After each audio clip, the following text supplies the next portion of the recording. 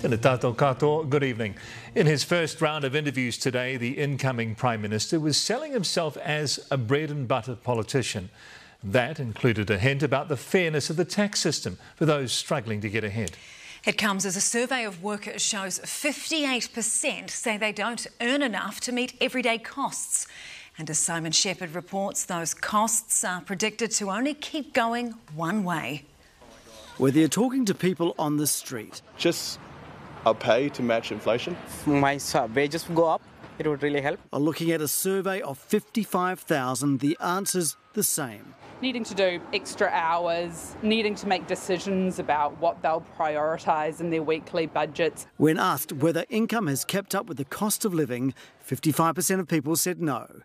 Groceries were the main concern, and the workers wanted an increase in wages over tax cuts. The new PM says he's listening. What I think I do bring is an understanding of the day-to-day lives of New Zealand families and the sort of pressure that they'll be facing. But when it comes to tax, he'd like a fairer system. There are some New Zealanders who perhaps aren't contributing their fair share. If you work hard, you should be able to get ahead. There are people now working really, really hard. Some of them might be working multiple jobs and they're not feeling that they can get ahead. Understanding business concerns is another must-do. So what do they want? Immigration settings is obviously has been a really big pain point, so that would be a really good place to focus attention. And also any policies that impact on business in terms of adding extra cost. Whether it's businesses or workers, cost pressures are not easing anytime soon. Inflation figures out this week will confirm the record level of pain. We expect an annual print of 7.4%. Now that'd be the highest in more than 30 years. The Reserve Bank got 7.5%, the market is slightly less at 7.1%. But the glimmer of good news is that inflation is easing globally and could flow through to our economy sometime this year.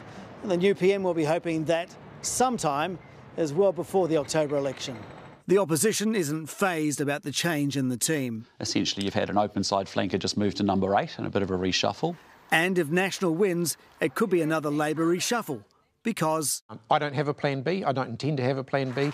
Simon Shepherd, Newshub. And Chris Hipkins has also revealed that Jacinda Ardern told him before Christmas that she was weighing up her future. Political editor Jenna Lynch joins us now. Kia ora, Jenna. How important was that early heads up for Hipkins? Yeah, not only did Chris Hipkins find out that Jacinda Ardern was reconsidering her future, he also found out a full week before the rest of his caucus that she was definitely going to resign, that she was definitely standing down. These revelations paint a slightly different picture of this smooth transition. It starts to look a little bit more planned. The plan to step down at the first available opportunity gives Chris Hipkins an ultimate honeymoon period with all of the start of the year political set pieces. Tomorrow he'll be going to Ratana, the unofficial start to the parliamentary year. He gets to set his scene away from Wellington, away from the political bubble. On Wednesday he'll have all of the pageantry of his swearing in. He'll also be the Prime Minister heading up to Waitangi in a couple of weeks' time as well. Policy-wise, he gets a dream run too. He gets to be the guy that does the reset, that brings Labour back to bread and butter issues. And